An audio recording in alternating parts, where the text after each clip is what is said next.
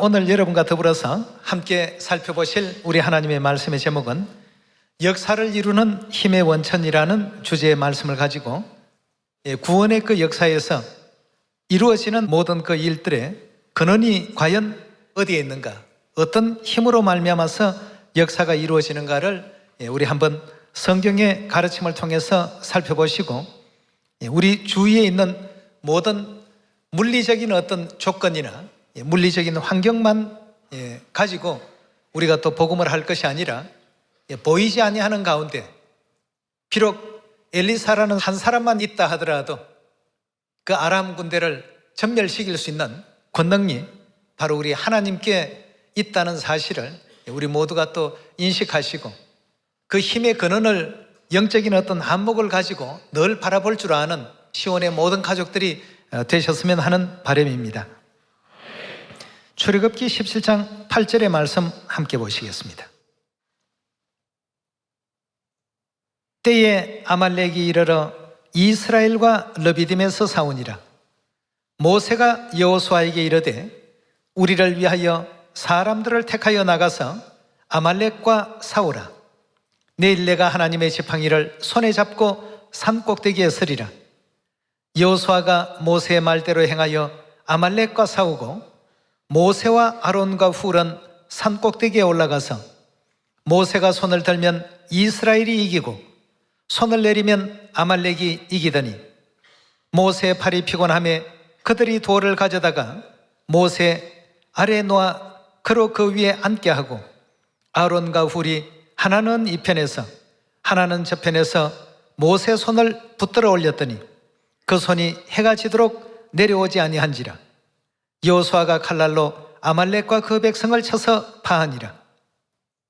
여호와께서 모세에게 이르시되 이것을 책에 기록하여 기념하게 하고 여호수아의 귀에 외워 들리라. 내가 아말렉을 도말하여 천하에 기억함이 없게 하리라. 모세가 단을 쌓고 그 이름을 여호와 니시라 하고 가로되 여호와께서 맹세하시기를 여호와가 아말렉으로 더불어 대대로 싸우리라 하셨다 하였더라 그였습니다. 이 장면은 우리 모두가 너무나도 잘 아는 장면들입니다. 광야 40년 그 진행 과정에서 아말렉과 이스라엘 군대의 싸움이 벌어졌습니다. 근데 신기한 일은 여호수아가 이스라엘 군대를 이끌고 아말렉을 물리치기 위해서 적진에 돌진했을 때 어떻게 하면 이스라엘이 이기고 또 어떤 때는 또 이스라엘이 패퇴하고 물러서는 이와 같은 그 양상이 계속 발생이 되는 겁니다. 그 문제의 원인은 여호수아가 지략을 잘못 썼던 것도 아니고 병사들이 모자랐던 것도 아니고 또 병장기가 부족했던 것도 아닙니다. 병장기 또 군사의 수 이런 어떤 외적인 상황은 아무 영향력을 미치지 못했습니다. 가장 중요한 것이 있다면 산 위에서 모세가 팔을 드느냐 내리느냐 여기에 따라서 모든 전쟁의 그 상황은 달라졌습니다. 전쟁에 승리할 때는 모세가 팔을 들고 있을 때였습니다. 패퇴하고 물러설 때는 모세가 팔을 내리고 있을 때였습니다. 이스라엘 그 군대가 사람이 달라진 것도 아니고 병장기가 모자라는 것도 아니고 군사의 수가 부족한 것도 아니고 이길 때와 패퇴할 때 달라진 점이 있다라고 한다면 단지 모세의 팔이 올라갔느냐 내려왔느냐에 따라서 그 여하에 따라서 실제 그 전장에서 펼쳐지는 그 모든 양상이 바뀌더라는 것입니다. 우리가 너무나도 잘 알고 있는 광야 40년의 이 상황은 오늘날 믿음의 광야길을 걷고 있는 우리의 어떤 영적인 승리와 패배의 그 가장 주요한 원인이 어디 있는가를 잘 알려준 내용이라고 볼 수 있겠습니다. 성경은 우리에게 진실을 가르치는 하나님의 말씀이십니다. 이런 어떤 그 모든 역사에서 이스라엘 군대의 승리의 가장 큰 힘의 원천은 결국 모세 팔에 있었다는 이 사실을 하나님께서 왜 오늘날 우리에게 보여주고 싶으셨을까? 지나간 모든 역사는 장래일의 그림자라고 하셨는데 우리 시대에 뭘 교육하기 위해서 뭘 알리고 싶으셔서 이 장면을 오늘 우리에게 보여주셨고 알게 하신 것일까요? 우리가 입과 입술로는 늘 하나님 하나님 하고 얘기를 하고 있으면서 실제 상황 속에서는 하나님을 전부 배제한 이런 잘못된 생각을 가질 때가 종종 발생이 될 것입니다. 우리 시온 안에서는 그런 일이 없어야 되겠죠. 오직 우리에게는 보이지 아니하는 저 높은 산에서 항상 팔을 들고 우리의 승리를 염원해 주시고 승리를 또 기도해 주시는 거룩하신 하늘어머니 계시기에 7,000개 되는 지방에 시온이 건설이 되었다는 것을 우리가 잊지 말아야 되겠습니다. 그걸 잊어버릴까 싶어서 하나님께서 아말렉과 전쟁하는 여호수아의 모습과 모세가 팔을 들면 이스라엘이 이기고 내리면 적이 이기고 말이죠. 오직 승리의 모든 어떤 그 기준은 거기에만 있다는 사실을 성경에서 한 줄로 간단히 기록했습니다. 우리도 이 짧은 이 문구를 잊어버리면 안 되겠습니다. 그래서 신명기서에도 광야 40년 동안에 걸어갔던 모든 일들을 너희가 하나도 잊지 말고 기억을 하라고 했습니다. 오늘 여러분과 저도 승리의 어떤 그 모든 원동력이 어디에 있나를 다시 한 번 더 마음 육비에 또 깊이 하루 새겨서 복음을 전파할 수 있는 우리 모두가 되어야 되겠습니다. 지금도 선지자들이 축복 강구를 하는 걸 많이 들었습니다. 일꾼이 많이 필요합니다 하고 얘기 많이들 하고 가셨습니다. 실상은 일꾼보다 누가 더 필요합니까? 저희들에게는 하나님이 필요합니다. 하나님의 힘을 보내주십시오. 그리고 더불어서 심부름할 수 있는 일꾼들이 좀 같이 있으면 더 좋겠습니다. 지금 이제 우리 눈에 보기에는 아직 어린아이 같고 우리 눈에 보기에는 부족할 것 같지만 이미 하나님께서 다 심어놓은 선지자 일꾼들이 우리 주위에 너무나도 많을 것입니다. 그들의 어떤 본래 역할과 모습들을 아직까지 우리가 다 못 보았기 때문에 그들을 선발하지 못하고 일꾼으로 인도하지 못하고 있을 뿐이죠. 그렇다고 해서 일꾼 육성 소홀히 하라는 그런 뜻은 아닙니다. 그러나 모든 힘의 원천이 어디에서 나오는가를 늘 생각하시고 아무리 단단하게 훈련을 잘 해놓은 용사들이 아말렉과의 전투에서 투입이 됐다 할지라도 모세가 팔을 내리고 있다고 한다면 그들의 용맹함이 아무 의미가 없고 그들의 어떤 갈고 닦은 무술이 아무 의미가 없는 무용지물이 되고 맙니다. 가장 큰 힘은 모세가 들고 있는 팔에 있다는 이 사실을 우리가 잊지 말아야 되겠습니다. 결국 이 말씀은 모든 어떤 그 권능이 하나님께 나오니까 하나님을 잊지 말고 복음을 하라는 뜻 아니겠습니까? 출애굽기 14장 15절의 말씀 보겠습니다. 여호와께서 모세에게 이르시되 너는 어찌하여 내게 부르짖느뇨? 이스라엘 자손을 명하여 앞으로 나가게 하고 지팡이를 들고 손을 바다 위로 내밀어 그것으로 갈라지게 하라. 이스라엘 자손이 바다 가운데 육지로 행하리라 하고 했습니다. 자, 이스라엘 백성들이 애굽 땅에서 나와서 가나안 땅으로 가는데 처음 맞이하는 가장 큰 장애물이 홍해였습니다. 그 홍해의 어떤 그 깊이를 보니까 가장 깊은 곳과 가장 또 얕은 곳, 또 그 바다의 폭이 육지 이쪽에서 저편까지 그 거리가 보니까 엄청난 거리였습니다. 거기다가 또 바다의 어떤 그 수심도 결코 만만한 깊이가 아니었습니다.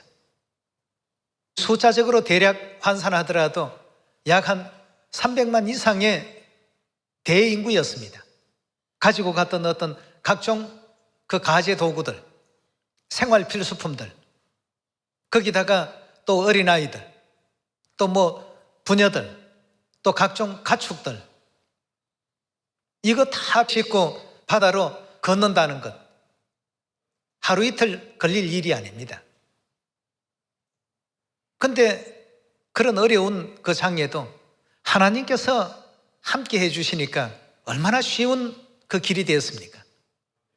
예. 물리적으로 생각하고 있는 우리 주변의 환경들이 이제까지는 우리에게 적대적인 관계였지만 홍해라는 그 바다도 이스라엘 백성들 앞에는 적대적인 장애물이었습니다. 그러나 나중에는 친히 하나님께서 열어주신 그 길을 따라서 홍해를 또 무사히 육지같이 건너게 된 것 아니겠습니까? 여기도 지금 보니까 하나님께서 왜 이렇게 너는 내게 부르짖느냐? 네 손에 들고 있는 그 지팡이를 바다로 향해 내밀으라 하고 했습니다. 모세의 지팡이가 신통력을 부린 것 아닙니다. 하나님께서 분부하신 내용대로 순종하고 그대로 진행하니까 우리 사람이 할 수 없었던 그 일들을 할 수 있는 일로 만들어 주신 것 아니겠습니까? 네. 오늘날 우리에게 이 시대를 살아가면서 수만 가지 일들이 이 복음 환경 안에서 일어납니다. 그 복음 환경 안에서 일어나는 모든 일들을 육적인 어떤 눈에 보이는 것으로만 풀려고 하지 마시고 하나님을 생각하십시오. 믿음을 가져야 됩니다. 믿음을 갖고 모든 일들이 진행이 된다면 이루어지지 아니할 일이 없고 믿는 자에게는 뭐라고 했죠? 능치 못할 일이 없을 것이라고 하나님께서 그렇게 선포해 놓으셨습니다. 그렇다면 이 시대에 가장 필요한 것이 뭐겠습니까? 구원에 대한 모든 힘의 근원이 어디에서 오는가? 많은 사람 수에서 오는가? 아니면 하버드 대학 나오고 옥스퍼드 대학 나온 똑똑한 사람들이 목회자가 되었기 때문에 복음이 잘 되는 것인가? 아닙니다. 모든 것은 어디에서 나온다고요? 하나님에게서 나옵니다. 네. 구원의 모든 역사가 하나님에게서 나온다는 이 사실을 우리가 믿을 때 비로소 순종다운 순종이 나올 수가 있고 어디로 인도하시든지 따를 수 있는 하나님께 향한 복종의 그 마음이 생겨날 수가 있는 것이죠. 사도 바울은 그 고린도인들에게 편지할 때 너희의 복종이 온전하게 되기만 한다면 그제서야 비로소 하나님께서 복종치 아니하는 모든 만물들을 심판하실 것이다 하고 했습니다. 우리가 하나님에 대한 믿음을 그만큼 못 갖다가 보니까 일이 자꾸 지연이 됩니다. 우리 시온의 가족들이 달려온 그 결과를 바라보게 되면 하나님에 대한 믿음을 올바르게 갖고서 복음을 진행한 그 교회들은 여러분 놀랍습니다. 정말 놀랍습니다. 어머님 말씀 한 말씀이라도 주어지게 된다면 그 말씀을 땅에 떨어뜨리지 않죠. 이 성령 시대는 우리 믿음을 최고로 하나님께서 점검해보는 시기입니다. 신명기서 8장의 그 기록 가운데 보면 하나님께서 열흘이면 갈 수 있는 거리를 이스라엘 백성들로 40년 동안 인도하셨다고 했습니다. 우리 믿음을 전부 테스트해 보셨다고 했습니다. 이걸 잊지 말고 기억을 하라고 했습니다. 하나님께서 전지전능하게 모든 걸 다 우리 눈에 척척 보여줘야 테스트입니까? 그러면 안 믿을 사람 누가 있습니까? 예수님 당시에 완전히 로마 나라를 이스라엘에서 물리쳐버리시고 섬멸해버리시고 이스라엘 백성들이 생각만 했다면 생각한 것 이상으로 시원시원하게 모든 걸 다 해주셨다면 예수님을 십자가에 못 박았겠습니까? 그러니까 시험하는 돌이죠. 거치는 반석이죠. 함정이죠. 올무죠. 오늘 출애굽기에 주신 이 내용의 말씀을 꼭 기억을 하십시오. 모든 힘의 원천이 어디서부터 오는가? 모세가 앞에서 지도를 잘해서 이끌어갔던 이스라엘 백성들이었던가? 아말렉과의 전투에서 승리의 그 열쇠가 여호수아의 힘에 있었던가? 지도력에 있었던가? 군사들의 어떤 용맹함에 있었던가? 병장기의 어떤 신식인지 구식인지 거기에 딸린 것인가? 아무것도 소용이 없습니다, 여러분. 하나님이시면 됩니다. 근데 우리에게는 친히 이끌어 주시는 누가 계십니까? 아버지 어머니께서 함께 늘 하고 계시지 않습니까? 우리 자녀들이 아무것도 없어도 두려울 것이 없습니다 하는 이 믿음을 갖게 될 때 이 지상 복음은 이제 완성될 수 있습니다. 여러분, 우리가 이런 내용들을 늘 성경을 통해서 듣고 보고 배우면서 날마다 믿음을 배우고 있는데 그런 믿음을 전부 배제시켜버리고 물리적인 계산을 하죠. 또 인간 세계에서 얻은 어떤 그 경험을 가지고 그걸 올바른 정답이라고 여기고 이 땅에 사는 사람들의 어떤 그 방식 속에서 계산을 합니다. 우리는 3차원 세계에서 계산을 하지만 하나님은 5차원 세계에서 계산을 이미 해놓으셨습니다. 모든 우리 구원의 역사를 이루는 힘의 근원은 하나님에게 계십니다. 일꾼 육성을 하더라도 그런 일꾼이 육성되어야 됩니다. 그리고 하나님의 전지전능하신 힘에 절대적으로 의지할 줄 아는 올바른 깨달음을 가진 이 사람들이 실제 복음의 최전방에 서셔야 될 분들입니다. 선지자가 되셔야 될 분들입니다. 일꾼을 육성하더라도 내가 있는 어떤 지역이나 위치가 어떻다고 투덜댈 필요가 없습니다. 어디에 있더라도 누가 같이 계십니까? 하나님을 시온의 주인으로 모시면요, 아무리 시골 농촌이라 할지라도 그곳에도 놀라운 복음의 역사가 일어납니다. 아, 여기는 농촌이니까 인구가 적으니까 뭐가 안 될 거야, 이렇게 생각지 마시고 이 작은 곳에 보내주신 것도 뭔가 나를 위한 뜻이 계실 것이다. 아버지 어머니께서 태초부터 종말을 다 내다보시고 역사를 지금 펼쳐가시는데 내가 아니면 안 되는 이유가 있기 때문에 이 자리에 나를 보내신 것이다. 이렇게 믿고 복음을 또 진행할 수 있는 우리 모두가 되어야 되겠습니다. 네. 전 세계 시온은 하나님께서 만들어 놓으신 보이지 않는 네트워크로 전부 연결이 되어 있습니다. 우리 교회만 하는 이와 같은 생각도 잘못된 것입니다. 이 복음이 사마리아와 땅끝까지 다 전파되어야 그제야 끝이 오리라고 했기 때문에 사마리아와 땅끝까지 복음이 전파되는 일에 도움되는 일이라면 어떤 일이든 협력하고 어떤 일이든 연합할 줄 아는 우리가 되어야 되겠습니다. 예. 우리 역대하 14장 열어봅시다. 14장 9절의 말씀 보도록 하겠습니다.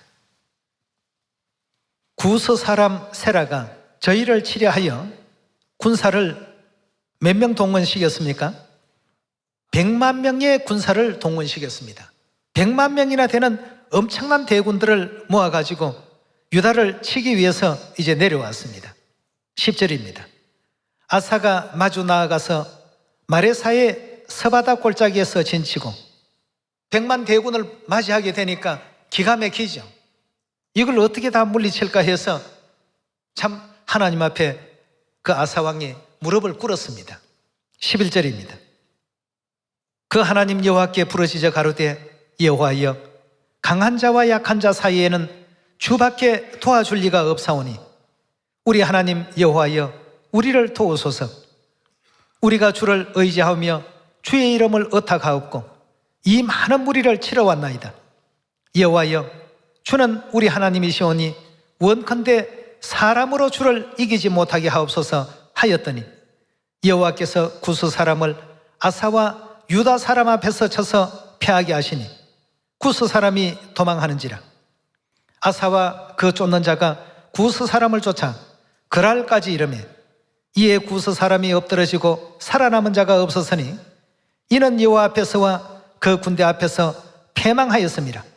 노력한 물건이 심히 많았더라. 여호와께서 그랄 사면 모든 성읍 백성을 두렵게 하시니 무리가 그 모든 성읍을 치고 그 가운데 있는 많은 물건을 노력하고 또 짐승 지키는 천막을 치고 양과 약대를 많이 끌고 예루살렘으로 돌아왔더라고 했습니다. 11절에 아사왕의 그 기도를 한번 잘 들어보십시오. 하나님 외에는 이 엄청난 대군들을 물리치기에 그 누구의 그 도움이 필요하겠습니까? 하나님 외에는 우리를 도와줄 리가 없습니다 하고 간절히 하나님께 절대적으로 부복하고 절대적으로 마음을 다해서 매달렸습니다. 여러분, 우리가 복음을 하면서 아버지 어머니께서 이끌어 가시는 복음이다라고 하면서 때로는 우리의 물리적인 힘으로 하려고 생각할 때가 참 많았습니다. 아사왕의 어떤 목숨을 건 정말 참 절실한 기도가 하늘에 상달이 되었습니다. 15장 1절입니다. 하나님의 신이 오뎃의 아들 아사랴에게 임하시며 저가 나가서 아사를 맞아 이르되 아사와 및 유다 베냐민의 무리들아 내 말을 들으라.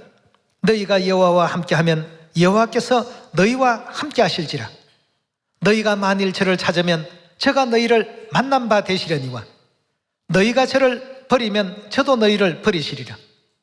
너희가 만일 저를 찾으면 저가 너희를 만나 주실 것이고 너희가 저를 저버리면 저도 즉 하나님도 너희를 저버릴 것이라 하고 했습니다.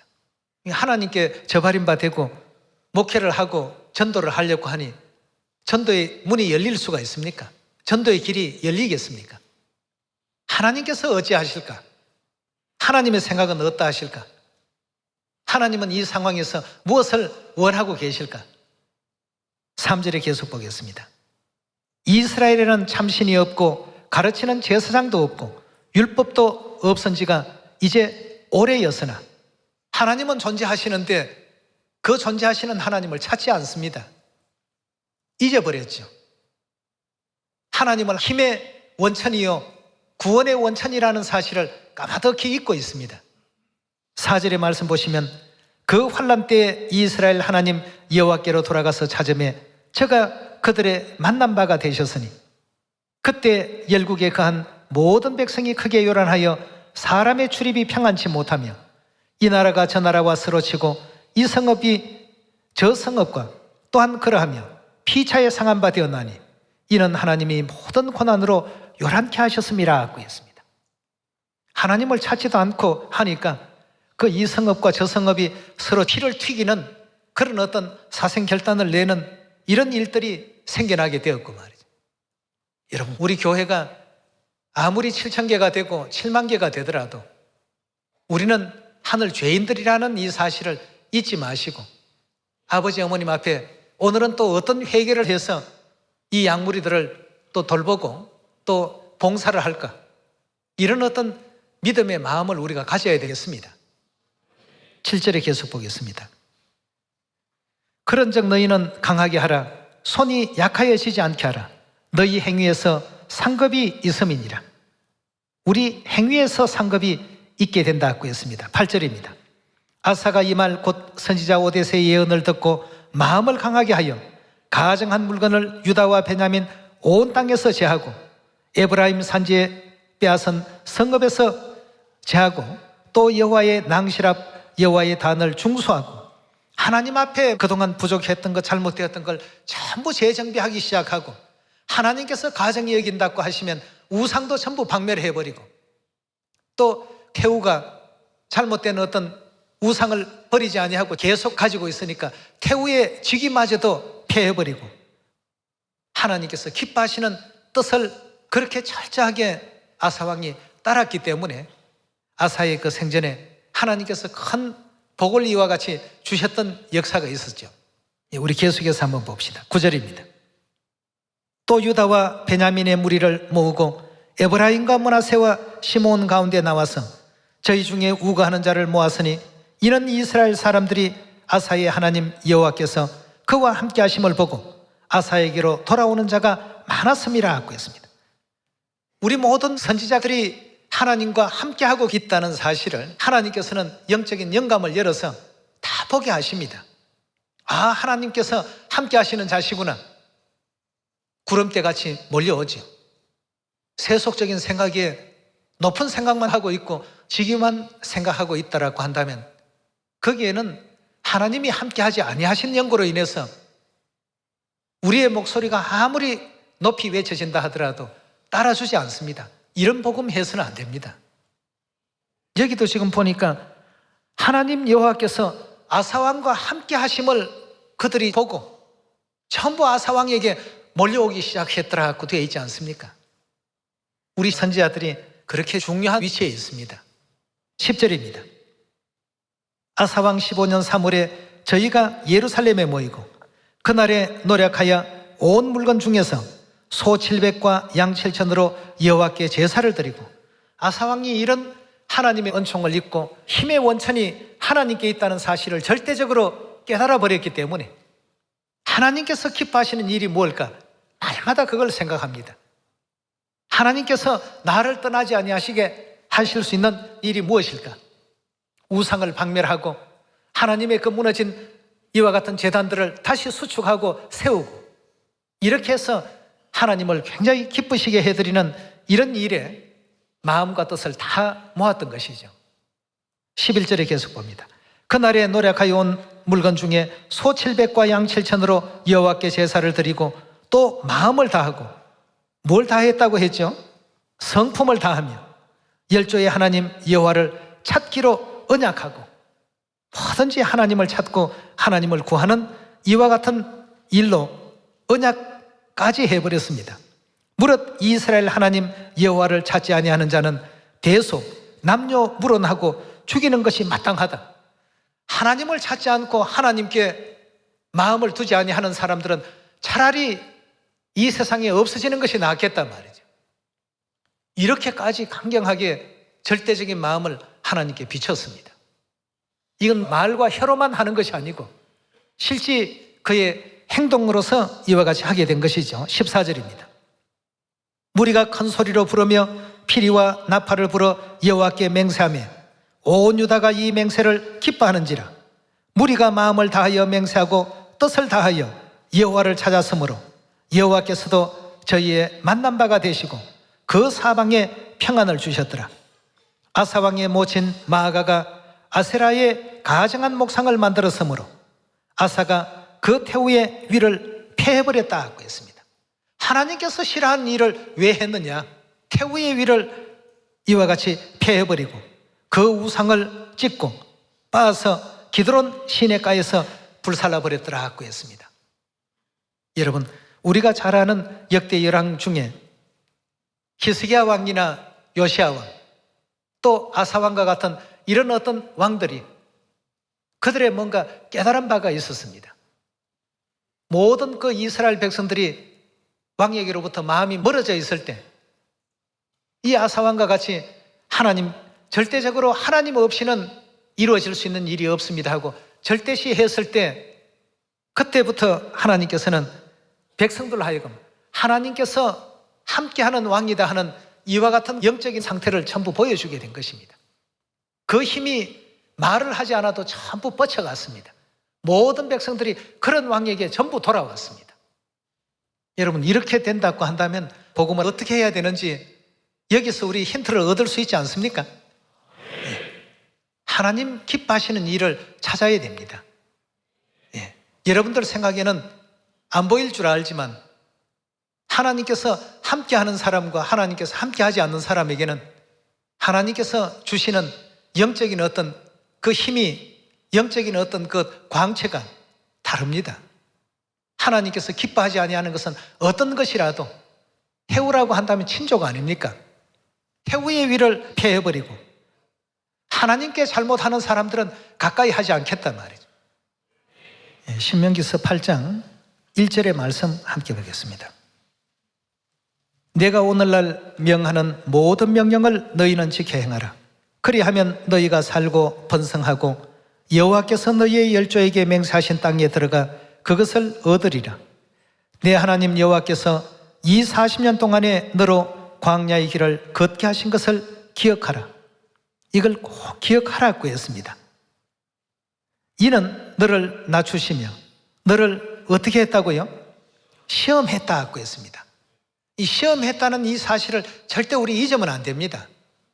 이는 너를 낮추시며 너를 시험하사 내 마음이 어떠한지 그 명령을 지키는지 아니 지키는지 알려 하심이더라 하고 했습니다. 40년 동안 이스라엘 백성들에게 하나님께서 점검하신 것은 하나님 말씀대로 지키는지 아니 지키는지 그 여부를 광야 생활 동안에 전부 살피셨습니다. 오늘날 우리는 광야 40년의 실체가 되는 믿음의 광야길을 지금 걷고 있습니다. 이 믿음의 광야길 마찬가지입니다. 그렇다면 이 믿음의 광야길에서 우리가 하나님을 의지하지 아니하고 복음을 한다고 해서는 안 되지 않겠습니까? 예. 우리 구원의 역사를 이루는 힘의 근원은 하나님이십니다. 그 하나님이 지금 우리와 같이 계시고 우리를 이끌어 주시고 우리를 지도하고 계십니다. 예. 그 지도를 소홀히 여기지 마시고 순종하는 그 믿음, 어디로 인도하든지 따르겠다는 어떤 믿음, 이 믿음을 가지고 아버지 어머니의 그 사랑을 또 예루살렘의 그 영광을 널리 전파할 수 있는 여러분과 제가 꼭 되기를 부탁드리겠습니다. 예. 오늘 이 말씀이 있길 바라면서 말씀 마칩니다. 감사합니다.